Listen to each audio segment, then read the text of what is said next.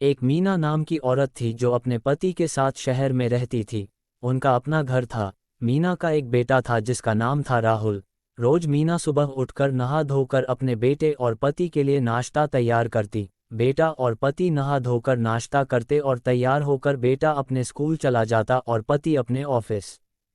इसके बाद एक भिखारी गेट के बाहर खड़ा होकर बोलता, कुछ खाने को दे दे माई। भिखारी बार बार यही बात दोहराता रहता जब तक मीना रोटी न दे देती।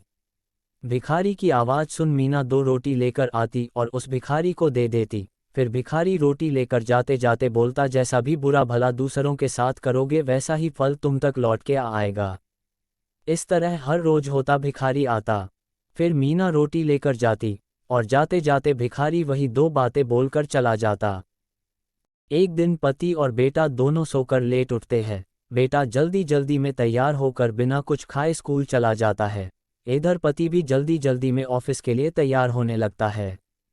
पति को जब उसकी जुराबें नहीं मिलती तो पति जोर से मीना को चिल्लाता है कि कहाँ रख दी मेरी जुराब, मिल ही नहीं रही है।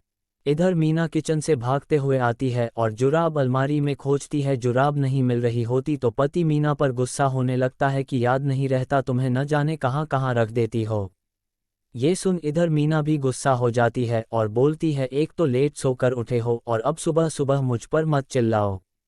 दोनों की बहुत बहस होती है। आखिरकार जुराब मिल जाती है और पति बिना कुछ खाए गुस्से में ऑफिस चला जाता है।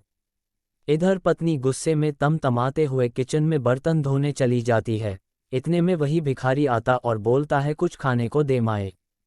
ये सुन मीना मन ही मन बोलती है, आज कुछ नहीं दूंगी इसे, जब देखो रोज रोज चला आता है, ऊपर से कोई धन्यवाद भी नहीं देता, बस पता नहीं क्या क्या बोलकर चला जाता है।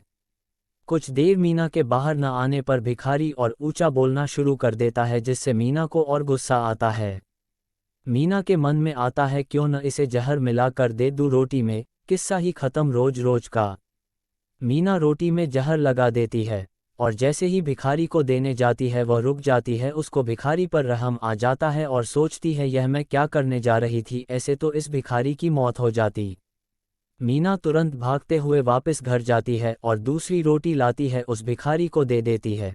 इधर भिखारी हमेशा की तरह रोटी लेकर अपनी वही 2 बातें बोलता हुआ वहां से चला जाता है। मीना उस जहर वाली रोटी को चूल्हे पर रखकर आग से जला देती है। मीना दिन का खाना बनाने की तैयारी शुरू कर देती है। मीना खाना बना लेती है।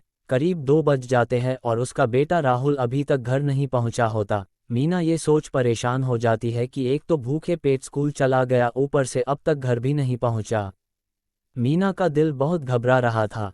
इतने में कोई दरवाजे पर दस्तक देता है। मीना जैसे ही दरवाज़ा खोलती है वो दंग रह जाती है। मीना देखती है कि उसका बेटा राहुल बहुत बुरी हालत में, राहुल के कपड़े गंदे होते हैं और राहुल बहुत कमज़ोर दिख रहा होता है। मीना राहुल को पहले सोफे पर बैठती है और पानी पिलाती है। मीना पूछती है कि बेटा ये कैसे हुआ बेटा। तब बेटा बोलता है, माँ मैं बहुत भूखा था, जैसे ही स्कूल से घर आते हुए रास्ते में मुझे चक्कर आ गया था। माँ आज तो मैं मर ही गया होता अगर उस भिखारी ने मुझे वो रोटी खाने को नाश्ते में गिरा तो वहाँ कोई नहीं था। कुछ देर बाद वहाँ वो भिखारी आया और मुझे उठाया, बोलने लगा, लो ये रोटी खा लो, इस समय मुझसे ज़्यादा ज़रूरत तुम्हें है। उसने अपनी रोटी मुझे खिलाई और पानी पिलाया, तब जाकर कुछ जान में जान आई। माँ बेटे की यह बातें सुन मीना का तो सर चकरा गया। मीना खुद को किसी तरह संभालती हुई रोने लगी और बेटे को सीने से लगा लिए। फिर मन ही मन सोचने लगी कि आज मेरा बेटा उसी भिखारी की वजह से जिंदा है जिसे मैं आज वो जहर वाली रोटी देने जा रही थी। यदि आज मैंने उसे वो रोटी दे दी होती तो वही रोटी वो मेरे बेटे को देता और मेरा बेटा मर जाता। इतना सोच मीना रोने लगती है।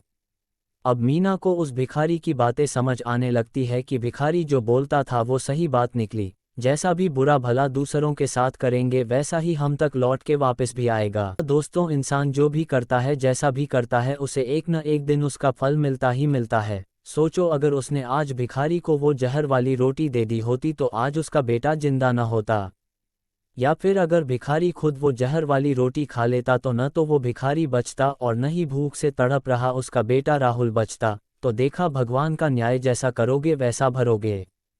हमेशा दूसरों का भला करो, आपका भी भला होगा।